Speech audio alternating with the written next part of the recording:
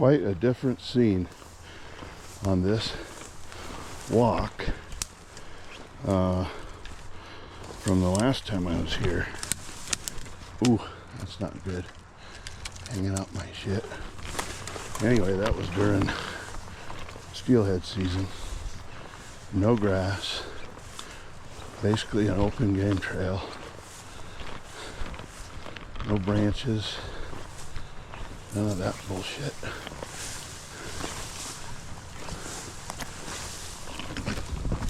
But today I brought my best distance dry fly outfit because this is kind of big water that we're headed towards.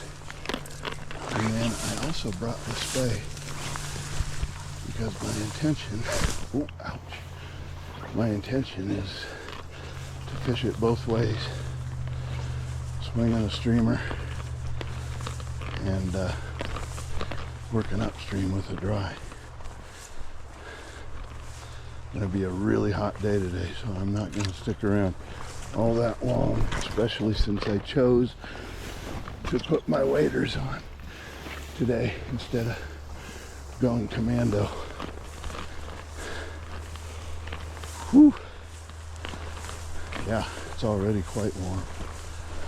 So now I'm doing a little core temperature management. Standing knee deep in the shade for a second before I continue on. It is already sweltering.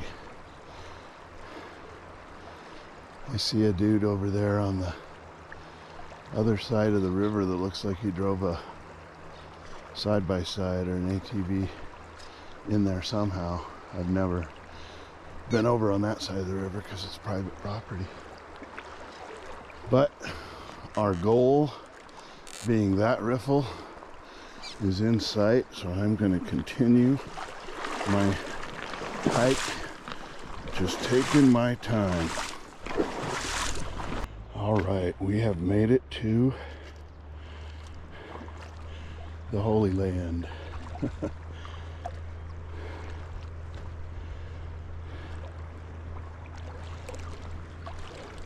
While I was stopped in the shade, managing my body temperature, I took the liberty of pre-dressing my fly.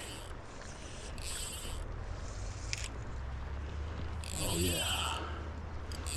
Oh yeah.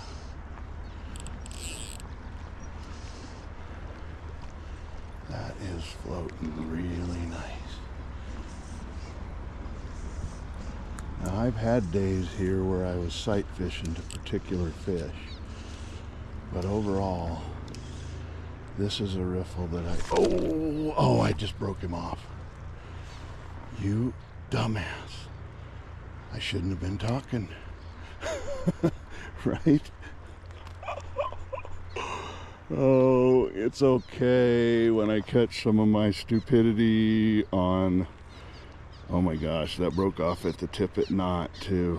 Oh boy. All right. I'm all right. It's all right. All right, so as I was saying before, I was so rudely interrupted by a big enough fish to break my 4X tippet. This is a place that, although I have had days where I sight cast to these fish, particular fish, it's also a great run to just start at the bottom and work every little seam that you can. I obviously am going to be spending time at the vise later today, considering that here's how it started. I tied on a perfectly good brand new fly that I had tied. Yes, a purple McStimmy. And as I was tightening the knot, I got a little bit hurried and I pulled off one of the rubber legs. And although the fly is still functional, the reality is that those short little 4 rubber legs have a lot to do with why this fly floats so high. because of the surface tension with the water and or on the water. And so he's in a backup roll now. And then I tied on another brand new fly and was yapping about this awesome water that I'm fishing this morning and broke it off in a fish's mouth. So the supply has dwindled. But I will say this, and I was thinking this actually the other day. If I already look back at or if I think back on the fishing I've done this early July, either I'm being a complete spaz or the fish on average are a little bit bigger this year, because the number of hook set breakoffs that I've had, that number seems to be higher. So it could be either or both. I could be being a spaz and the fish are nice and healthy, or some combination. But oh man, I love this water. This feels like a good one.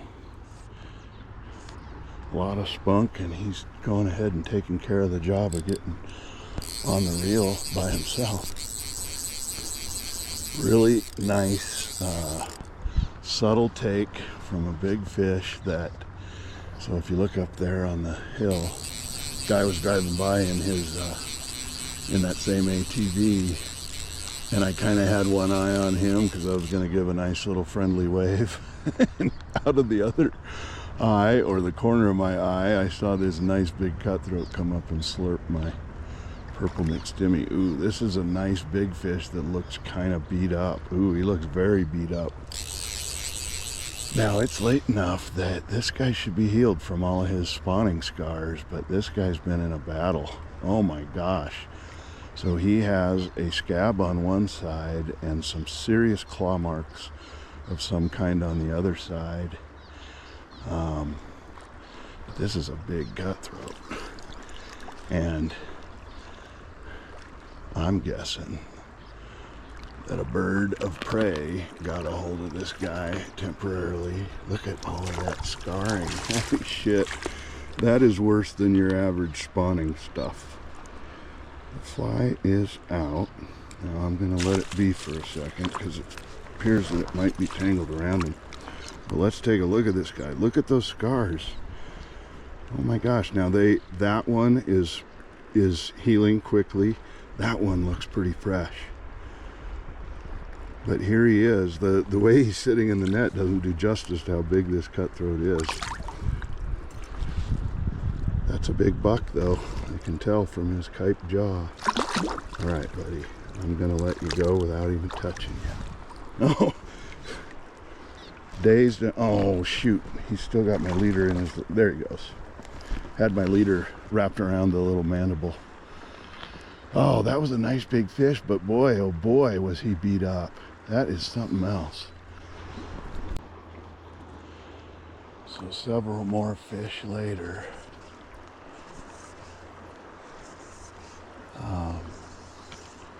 I just can't begin to describe the peacefulness of this setting. Unlike a lot of my fishing holes, this is quite a ways from the highway. Which of course is busy this time of year, and they're doing some major construction project upstream, so there's big ass trucks going through here all the time. None of the drift boats, unless they started really early, would make it this far down yet, so I'm quite positive I'm the first guy through here this morning. So this is kind of my happy hour. My early day happy hour.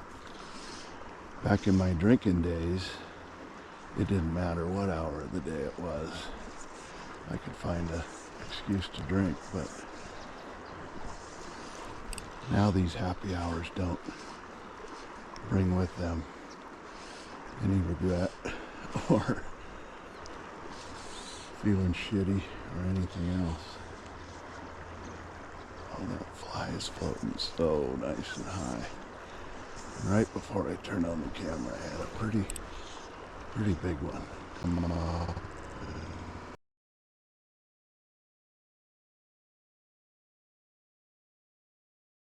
Is a nice rise and a nice fish. God, I hope that looks as cool.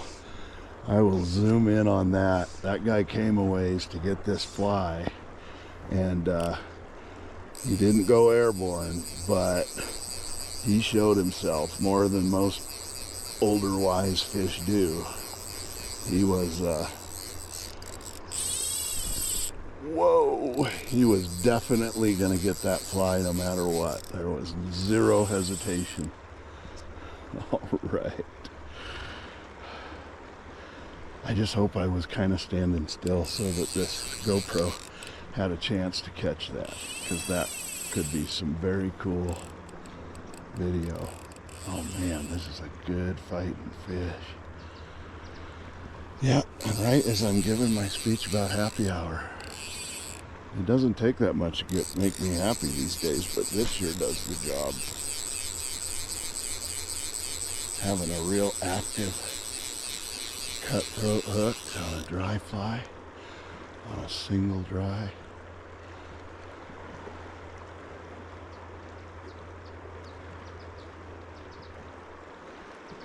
Gave me a couple of really nice runs. Oh, he's got just awesome coloration too. All right, are you ready for the release, buddy? Like I always say, I'm just having fun. He's fighting for his life. Oh, he was hooked a little bit odd, kind of on the outside of his gill plate. Let's see if that fly worked itself out. Not yet. Yeah, he was hooked on the outside of his mouth. That is consistent with what I saw in his rise. He came moving on it. And that's how he got hooked. Let's get this fly out of